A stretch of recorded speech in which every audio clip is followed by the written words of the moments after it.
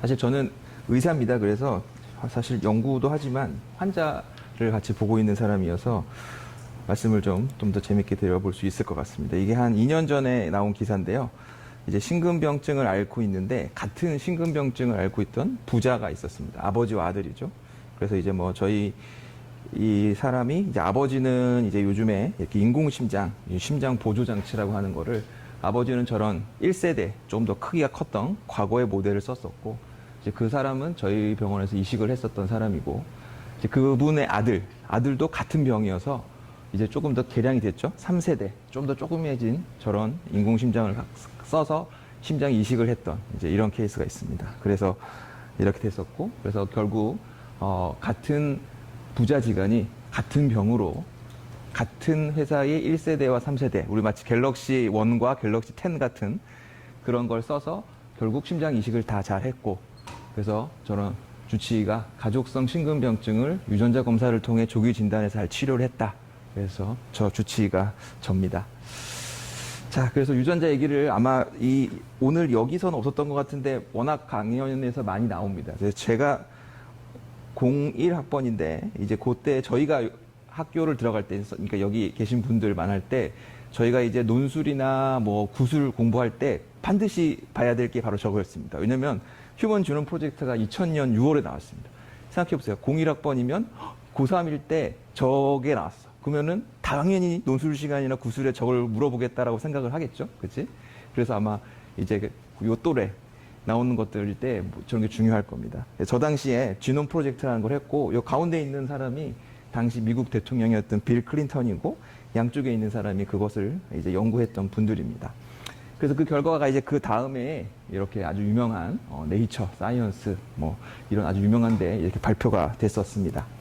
그래서 당시에 이제 빌 클린턴 미국 대통령이 이제 이렇게 얘기를 합니다. 이제 지놈 프로젝트라는 거는 사람 한 명의 유전자를 싹 다 이제 우리가 시퀀싱해서 정보를 얻었어요.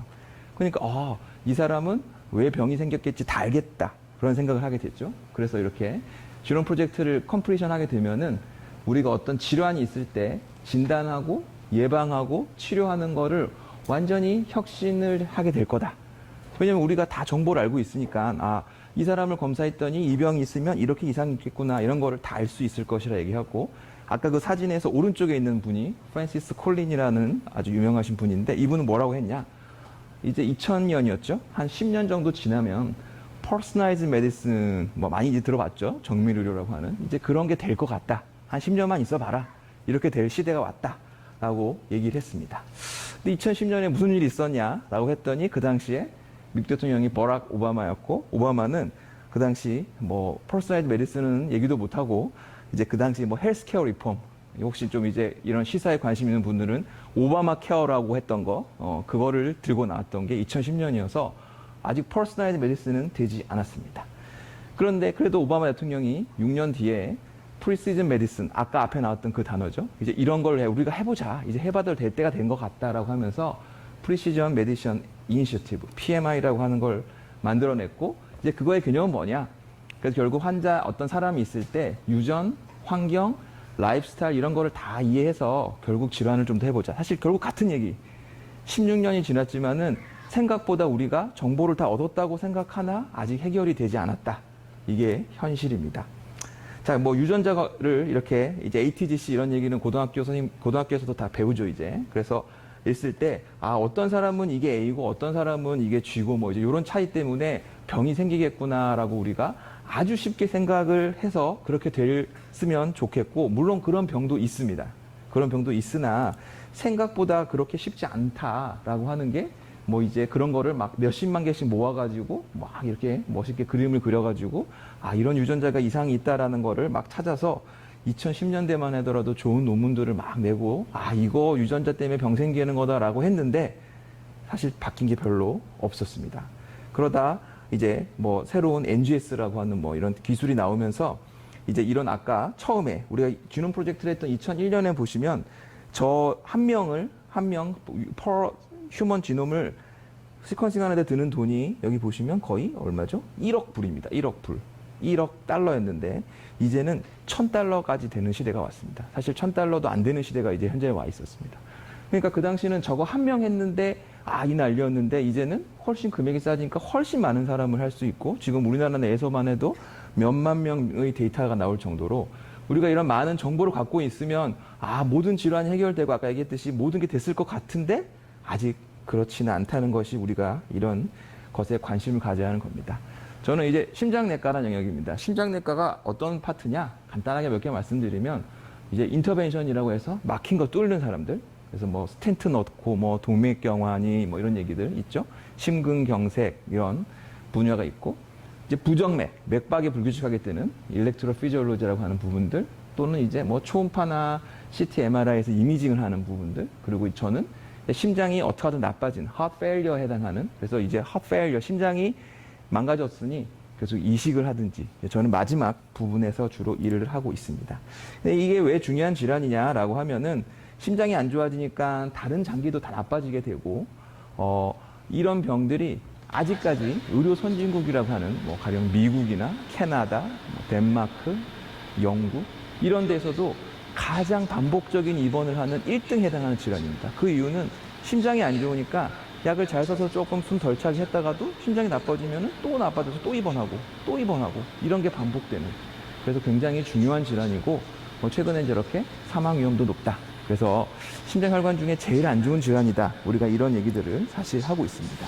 근데 이제 그 중에서 그 원인 되는 게 여러 가지가 있는데 그 중에서 이렇게 심근병증이라고 해서 카디오마이오패스, 카디오는 심장이고 마이오는 근육이고 패스는 병이라는 뜻입니다. 즉 심장 근육세포에 병이 있는 이런 심근병증이라는 게 심부전의 중요한 원인이라고 합니다. 그래서 이제 심근병증은 몇 가지가 있어서 이 그림에 나와 있는 것처럼 제일 처음은 하이퍼트로픽, 두꺼워지는 비후성, 두 번째는 다일레이티드, 커지는 확장성 뭐 이런 것들이 있다라고 하는데 이제 이 병은 결국 심장 근육이 망가져서 근육을 좋게 하는 방법이 없어서 완치가 힘드니까 결국은 이식을 하게 되는 거고 이식을 하려는 가장 많은 원인 중에 하나입니다. 자, 근데 작년에 한번 난리가 났죠. 저도 사실 이것 때문에 인터뷰를 좀 했는데 미국에서 혹시 뉴스들에서 봤죠. 돼지 심장을 이식해서 완전 난리가 났었습니다. 물론 저 사람이 하고 나서 2달인가 있다 결국 사망하긴 했지만은 완전 획기적인 시기죠. 돼지 심장을 가져다가 사람한테 넣어줬는데 한동안 잘 살았어요. 어마어마한 또 완전 패러다임 전환이 됐는데 그렇게 될 만큼 이 병이 치료법이 없다는 거예요. 오죽하면 돼지 심장을 갖다 쓸 만큼 그래서 굉장히 중요한 병이다라고 얘기할 수 있습니다. 따라서 이제 결국 이러한 것들을 우리에게 필요하다. 뭔가 새로운 게 필요하다라는 얘기를 합니다. 그래서 이제 우리가 심장내과 영역, 카디올로지의 미래에 해당하는 게 뭐냐? 그럼 오늘 저를 얘기하고 싶은 건 유전자 같은 정보를 이용한 정밀의학적인 것을 해보면 좋겠다라고 말씀을 드리면서 다시 슬라이드를 다 한글말로 바꿔야 되는데 못 바꿔서 좀 죄송하지만 조금씩 얘기를 해보겠습니다. 자, 첫 번째, 이 분야에 있었을 때 반드시 알아야 될 너무나 유명하신 두 분이 있습니다. 이분은 다 지금 하버드 의대의 교수님이시고 70이 넘었는데 이제 종신 교수가 되신 분입니다. 두 분이 약간 닮았나요? 이름이 같죠? 세이드만. 그래서 남매일 수도 있고, 그렇죠? 부부일 수도 있습니다. 네. 부부입니다, 부부. 부부고, 왼쪽에 있는 분이 크리스틴이라는 분이고, 오른쪽이 조나단인데, 여자분이 훨씬 유명하고, 훨씬 액티브한, 그래서 아주 정말 놀라운 할머니입니다. 할머니인데, 이 할머니가 얼마나 대단한 일을 했냐. 이제 의학 저널 중에는 뭐 이제 논문 같은 걸 얘기했을 때, 이런 저널에 내가 한 번 내면 난 평생 할 일을 다 했다라고 말할 만한 유명한, 최고의 의학 저널이라고 하는 게 저 옆에 조그맣게 써놨는데 NEJM이라고 하는 저널이 있습니다. 뉴 잉글랜드 저널 메디슨이어서 한국에서 이 저널을 낸 사람이 손을 꼽습니다. 저거 하나 내면 난 정말 할 만큼 했다라고 말할 수 있는. 근데 그분은 여기에 몇 개를 냈냐 보시면 1989년부터 2000년도까지 저 사람들이 5편을 냈습니다. 거의 한 2, 3년마다 하나씩 냈고 이제 이것들이 완전히 이런 심근병증에 있어서 유전자가 중요하다라는 것을 보여주기 시작합니다. 그래서 이제 이 사람들이 하나하나씩 밝혀나간 게 이제 이거는 심장 근육세포의 대략적인 모양입니다. 심장 근육세포는 계속해서 심장은 평생 죽을 때까지 계속 뛰어야 되죠. 쿵짝쿵짝 뛰어야 되니까 저 가운데 아마 고등학교도 나왔던 것 같은데 살코미어라고 하는 구조에서 심장 근육세포가 수축위안 이런 걸 해야 됩니다. 그래서 이제 이런 부분들이 있고 고기를 구성하는 단백질들이 유전자 이상이 생기면 병이 생길 수 있다는 것들을 하나 밝혀나가고 있습니다. 그래서 이제 좀 더 세밀하게 보면 여기 나와 있는 이제 이런 이름들이 있고요. 자, 근데 이제 이런 것 중에 새롭게 나온 게 있는 게 이제 이거는 조금 어려운 얘기지만 유전자를 찾을 때 새로운 기술, 아까 앞에 얘기했던 NGS라는 기술을 통해서 밝혀낸 게 이제 이 TITIN이라고 하는 타이틴이라고 하는 유전자입니다. 이게 2012년에 아까 말했던 뉴잉글랜드 저널 메디슨에 나왔는데 그 전까지는 이 단백질이 우리 사람한테 있는 몸에 있는 단백질 중에 가장 커서 분석이 너무 어려웠는데 이 팀이 연구를 해서 이렇게 밝혀냈습니다. 그래서 앞에 설명했던 확장성, dilated cardiomyopathy랑 hypertrophic cardiomyopathy에 이제 이런 유전자 이상이 있는 사람의 숫자를 저기 적어놓은 거 보면은 제일 왼쪽인 dilated가 뭔가 더 많아 보이죠, 그렇죠? 근데 신기한 건 컨트롤에도 조금 있습니다. 컨트롤에도 좀 있어요. 그래서 참 유전자라는 게 정말 하나가 딱 변해가지고 병이 딱 되는 이런 1대1 매칭이 딱 되면 좋은데 뭐 그렇지 않을 수도 있다라는 걸 보여주지만 그래도 여기는 2개, 5개밖에 없는데 저기는 한 20개 되니까 이게 뭔가 병이랑 연관될 수 있겠다는 생각을 우리는 할 수 있습니다. 자, 그래서 이렇게 간단하게 되는 것도 있지만 그렇지 않을 수도 있다. 하나의 유전자가 하나의 병이랑 되는 이런 시대 이상의 뭔가 필요하지 않냐라는 얘기를 하는 게 이제 이런 그림을 보시면 어떤 병은 제일 왼쪽 것처럼 유전자 이상에서 하나가 유전자가 이상이 생겨도 병이 탁 돼버리는 게 있습니다. 근데 또 어떤 병은 하나에다가 환경적인 요인이 좀 뭔가 하나 들어가줘야 되는 경우도 있고 어떤 경우는 여러 유전자일 수도 있고 올리고라 폴리제닉이라는 건 여러 유전자가 관여할 수도 있고 그래서 참 쉽지는 않은데 다양한 유전자들이 영향을 끼칠 수도 있고 환경이 영향을 끼칠 수도 있고 이 2가지 요소가 있다는 것을 일단 기억을 해봅시다. 자, 그러면 이제 우리가 유전자 검사를 했을 때 검사를 이제 최근에는 유전자 검사라는 게 너무 멀은 얘기가 아닙니다. 우리가 지금 병원에 가서 나 유전자 검사 해보고 싶어요 라고 하면 많이 알려진 병인 유전자들에 대해서 검사를 그냥 할 수 있습니다. 한 몇십만 원 내면은. 그러면 당신은 무슨 암이 생길 법한 유전자 아니면 뭐 심장 이상이 생길 법한 유전자 이런 거를 다 체크해 줄 수 있는 시대가 왔습니다. 근데 문제는 그런 걸 한다 하더라도 병이 맞냐를 다 알 수 있냐. 특히 오늘 제가 말씀드리는 심근병증은 그렇게까지 되지 않습니다. 빨간색처럼 양성률이 한 20, 30%밖에 되지 않는다. 그래서 아직 좀 뭔가 제한이 있다. 이런 얘기를 할 수 있고 이제 그런 시기에서 이거를 우리가 조금 더 발전하기 위해서 쓰는 게 바로 요겁니다. 요거는 이제 많이 좀 들어보셨을 수도 있어요. 2012년에 노벨상을 받았던 저 일본 분이 저분도 의사 선생님이었어요. 정형외과 의사 선생님이었는데 어떻게 실험을 하다가 아주 놀라운 발견을 했고 그 발견의 이름은 IPS라고 하는 Inducible Pluripotent Stem Cell이라고 하는 거 혹시 이것도 역시 요즘에 많이 들어보실 수도 있습니다. 그래서 성체 세포를 과거로 돌려서 리프로그램된 셀을 하게 되면은 저 IPS라는 셀을 만들어지고 이 셀은 모든 세포로 다 갈 수가 있습니다. 분할을 시킬 수 있어서 빨간처럼 심근세포로 만들다 보니까 우리가 심장 조직을 굳이 뜯어서 하지 않아도 이걸 통해서 심장 세포를 비슷하게 만들 수 있지 않을까? 그래서 이렇게 환자에서 세포를 좀 뜯어가지고 만들면은 실험할 수 있는 뭔가 좋은 세팅이 될 수 있지 않을까라는 것을 해볼 수 있습니다. 그래서 이제 저희가 우리나라 환자들 중에 아까 말했던 확장성 심근병증의 특정 유전자 이상이 있는 환자를 갖고 이렇게 만들어 보기도 하고 또는 병이 있는 사람이랑 정상이랑 어떻게 다르냐 이런 것도 당연히 해볼 수 있겠죠. 그래서 여기 보는 것처럼 심장 모양 왼쪽 그림만 보더라도 노말이랑 DCMP라고 돼 있는 병인 사람은 세포 모양만 대강 봐도 뭔가 다르죠. 그렇죠? 뭔가 흐트러진 것 같고 저 초록색이 살코미어라고 하는 아까 타이틴을 염색을 해보니까 저게 망가져 있는 그래서 이 세포만 봐도 이 사람의 병이 있는 걸 설명할 수 있게 되는 시대가 와 있습니다. 자, 근데 이제 제가 이제 이런 얘기를 슬슬 하는 이유는 우리가 이제 이런 걸 통해 가지고 뭐 병을 진단할 수도 있고 이 사람이 병이 왜 생겼나 찾을 수도 있고 그런 걸 해볼 수도 있습니다. 근데 제가 앞에 얘기했던 꼭 기억해야 될 한 부부 말씀드렸죠. 세이드만 부부. 그 부부가 어떤 일을 했냐라고 하면은 이제 이런 일을 했습니다.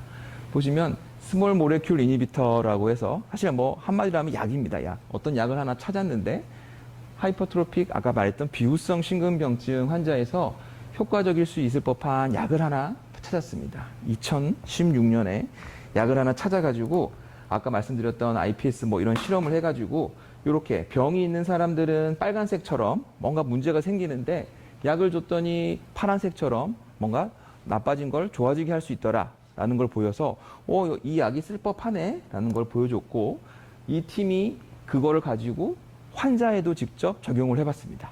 그래서 비후성 심근병증 세포에서 아까 말했던 세포에서 약을 찾았고 그 약을 환자에도 써봤고 환자에서도 효과가 있다.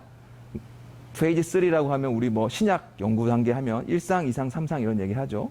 3상 연구를 해서 란셋이라고 하는 아주 또 좋은 저널에 2020년에 발표했습니다. 4년밖에 걸리지 않았습니다. 4년밖에.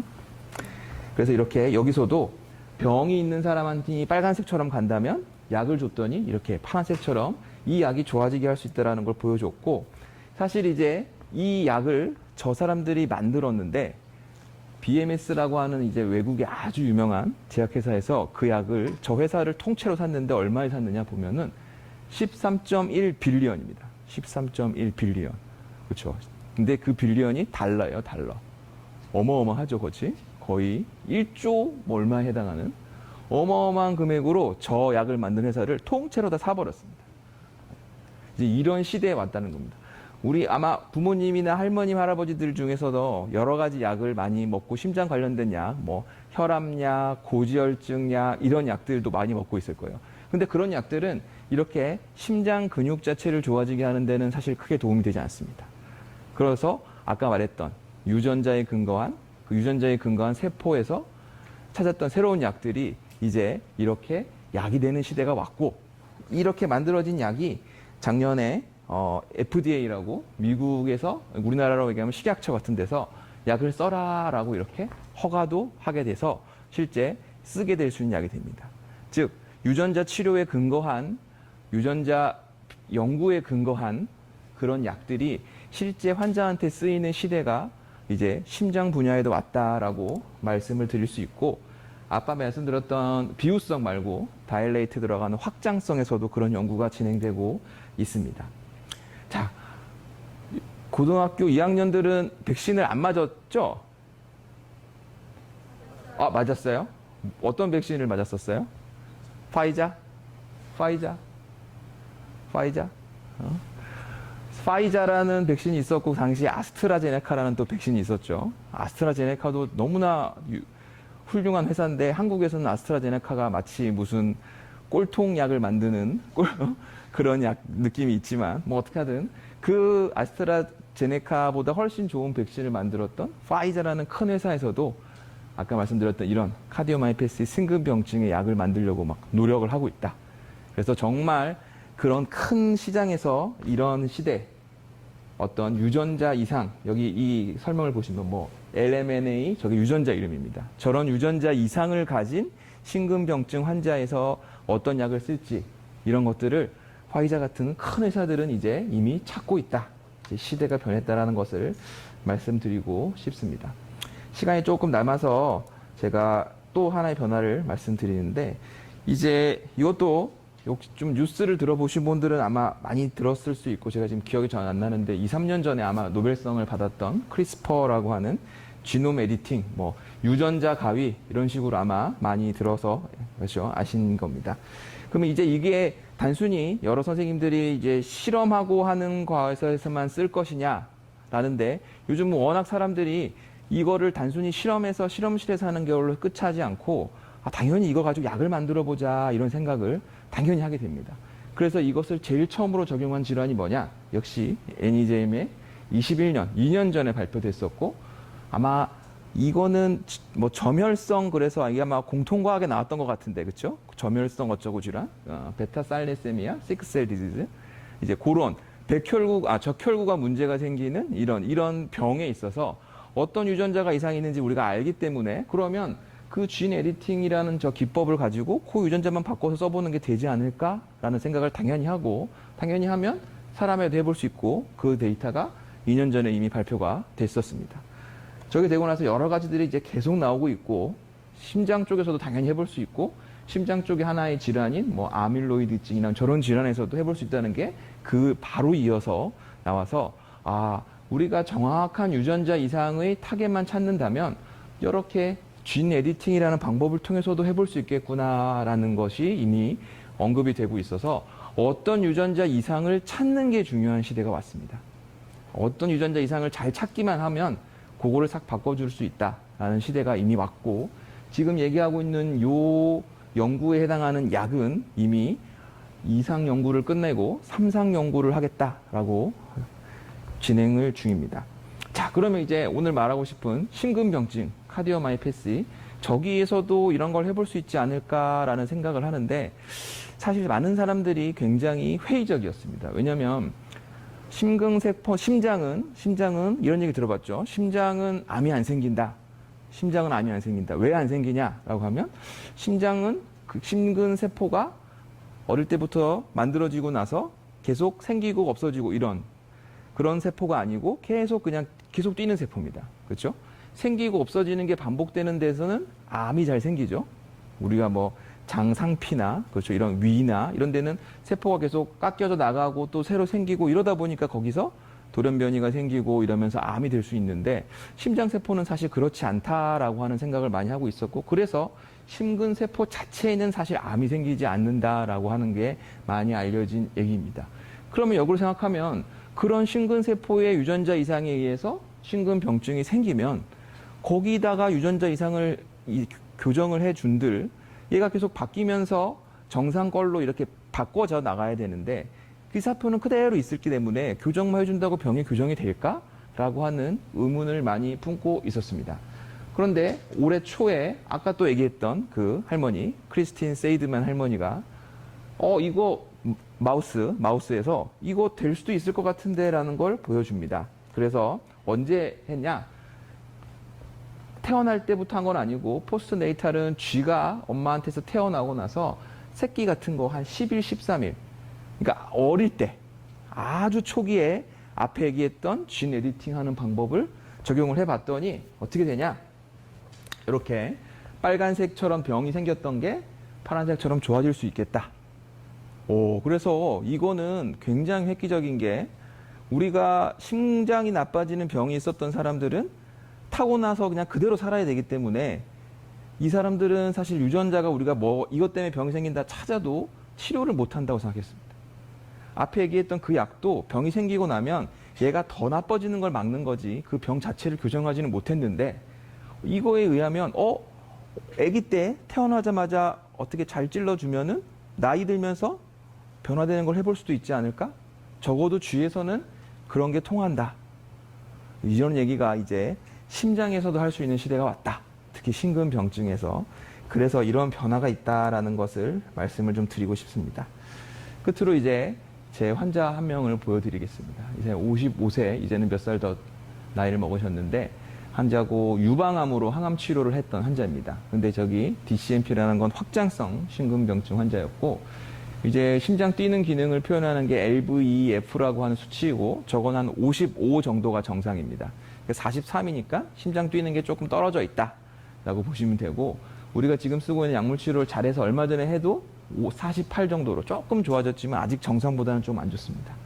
그랬는데 FH는 패밀리 히스토리, 가족력이 뭐가 있을까? 혹시 유전성이 있을까라고 물어봤더니 어머니가 심장이 안 좋았다고 얘기를 합니다. 그래서 우리가 흔히 하는 아까 말씀드렸던 몇십만 원 내고 할 수 있는 유전자 검사를 해봤습니다. 했더니 이렇게 나와서 명확한 건 잘 모르겠다. 우리가 기존에 알려진 유전자로는 잘 모르겠다. 명확한 원인을 못 찾겠다라고 하는 결론을 얻었던 환자입니다. 근데 이제 그 환자가 여기 보시면 빨간색에 해당하는 사람입니다. 빨간색 점이고, 아까 어머니도 심장이 안 좋은 것 같다라고 해서 가게들로 올라가면서 어머니도 같은 병이라는 걸 우리가 확인을 했고, 그러면 이제 어머니도 병이니까 혹시 다른 형제도 병이 있을 수도 있지 않을까요? 라고 해서 한번 검사를 해봅시다 라고 해서 불렀습니다. 근데 이 집은 좀 형제가 많죠? 7남매예요, 7남매. 7남매를 검사를 쭉 했더니 빨간색 화살표가 있는 사람들, 하나, 둘, 셋, 넷, 다섯, 7명 중에 5명이 똑같은 병이 있었습니다. 신기하죠? 그렇죠? 근데 아까 말했던 우리 몇십만 원 주고 하는 유전자 검사에서는 원인을 찾지 못했습니다. 근데 이게 유전이 없다고 얘기할 수 있겠어요? 이 집안에서? 그치? 이 정도면 확실히 있다고 우리가 생각할 수 있겠죠? 그런 경우에, 그래서 우리가 이제 아까 얘기했던 iPS라는 세포를 만들어서 실험을 해보니까, 정상은 저게 심장 세포가 뛸 때마다 칼슘이 들어갔다 나갔다 하는 걸 그래프로 그려준 건데 왼쪽이 정상이면 이 사람 환자들 거 피를 뽑아가지고 iPS를 마이오사이트, 카디오 마이오사이트를 바꿨을 때 그 칼슘의 흐름을 보니까 이렇게 다르다는 걸 봤습니다. 그렇죠.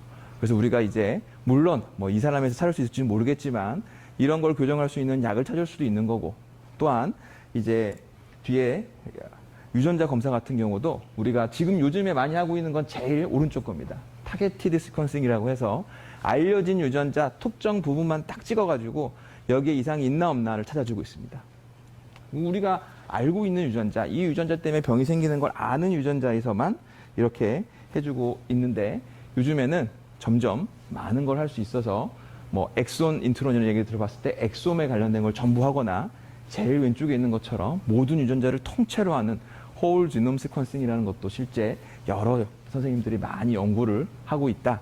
이제 이런 시대에 와서 사실 저희도 이제 연구를 해보니까 이 집안에 그 전에 오른쪽 검사를 했을 때는 병인을 몰랐는데 왼쪽 같은 검사를 해보니까 이 집안에 유전자 이상이 먼 것 같다라는 걸 찾아볼 수 있고 그걸 찾으면 그걸 가지고 약을 만들든지 앞에 얘기했던 에디팅 같은 경우를 통해 가지고 할 수도 있죠.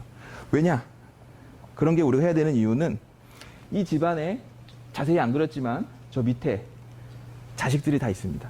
다 있겠죠. 그렇죠. 당연히.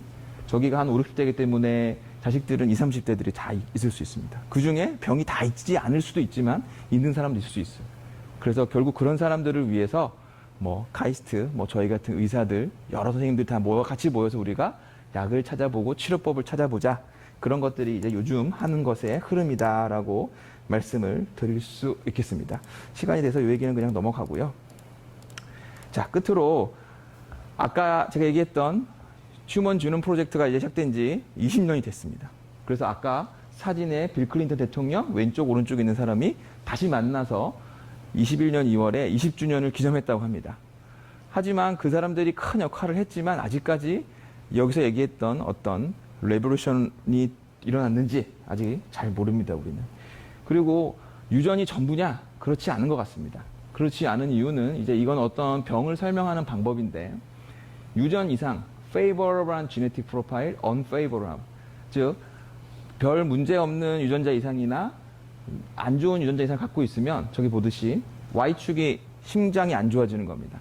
안 좋아질 확률이 더 높아지는데 유전 이상을 있는 사람이 당연히 더 높아지고 X축은 그런 병을 일으키는 약물입니다. 병을 일으키는 약물이 많아지면 당연히 높아지고 거기에 유전자 이상이 있으면 또 높아지고 또 환경적인 요인이 있으면 더 높아지고 아마 이제 그런 것들이 같이 가지 않나 이런 얘기를 합니다.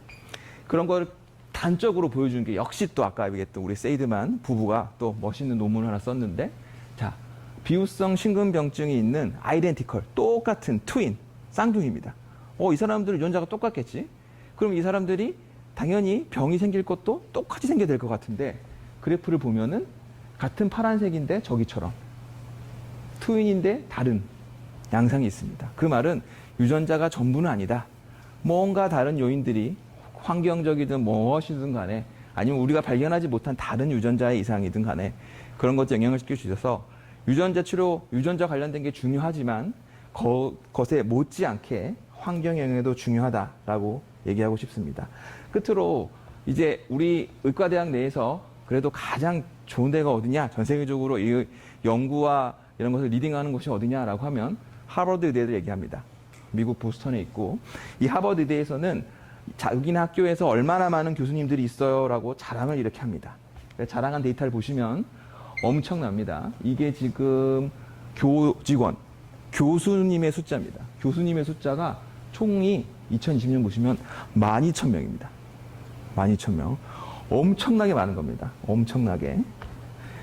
우리나라 웬만한 의과대학은 학생을 합쳐도 12,000명이 안 될 것 같은데 어마어마한 수입니다. 자, 그럼 이 중에서 기초나 소셜 사이언스 같은 이제 이러한 그러니까 임상 진료 쪽이 아니고 기초나 소셜 사이언스 디파트먼트 어느 부서가 사람이 많냐라고 했을 때 1등은 글로벌 헬스 소셜 메디슨. 그래 여기는 뭐 그럴 수 있겠다고 생각하는데 자 2등이 어디냐? 바이올로지컬 케미스트리 모레큘러 파마콜로지. 분자세포 생물학이고 그 다음이 지네틱스입니다. 이렇게 많은 사람들을 그런 연구 영역에 쓰고 있고 과 중에서는 어느 과가 많냐? 클리니컬 디파트먼트에 11,000명이 있는데 그 중에 가장 큰 포션을 차지하는 32%가 메디슨, 내과와 관련된 거다. 그렇게 되어 있습니다. 자, 거기에 가면 얼마 전에 가보니까 이렇게 하버드대 병원에 보면 유진 브라운 할트 타워라는 게 있습니다. 유진 브라운 할트 타워. 어떤 사람의 이름을 따서 타워가 있어요. 건물 하나에 이 건물의 이 한 포션이 그냥 유진 브라운 할트 타워입니다. 와, 그럼 이 사람이 얼마나 대단한 일을 했길래 이 사람 이름으로 타워를 줬냐? 유진 브라운 할트가 저기 있는 할아버지입니다. 지금 98세 정도 됐습니다. 98세. 저분은 심장, 신부전 이런 분야에 있어서 너무너무나 많은 업적을 쌓으신 거의 그냥 살아있는 화석 같은 분입니다. 화석 같은. 예. 근데 너무 그러니까 이제 학교에서 그냥 이 건물 하나를 그냥 유진 브라운 할트 타워라고 만들어준 거죠. 그래서 유진 브라운 할트 엘리베이터도 있어요. 그래서 처음에 이 엘리베이터는 그러면 그분만 타는 엘리베이터냐? 유진 브라운 할트 엘리베이터니까 그렇죠? 근데 그렇진 않다고 하더라고요. 뭐 하여튼 자, 그분이 마지막으로 무슨 얘기를 했냐? 이제 심장 관련된 일에서 다시 태어나면 어떤 거를 중요하고 어떤 일을 하고 싶으세요라고 했을 때 자기는 1등으로 뽑는 게 이제 유전자, 주네틱 이런 시대여서 저 같은 이제 심장내과 사람으로서도 이제 의사지만 이런 부분이 중요하다라는 거를 말해서 결론적으로 이제 심장 내에서도 이런 주네틱 카디올로지 이런 걸 하는 게 필요하고 이런 걸 할 때 있어서는 이제 단순히 저 같은 이런 임상하는 사람만 필요한 게 아니고 유전하는 사람들, 여러 세포 실험하는 사람들, 요즘에 또 생물 정보학 아마 다른 강의에서 많이 나왔겠지만 하는 사람들, 또 가족들을 불러서 볼 수 있는 이런 여러 사람들의 어떤 통합적인 어프로치가 필요한 것 같습니다. 경청해 주셔서 감사합니다.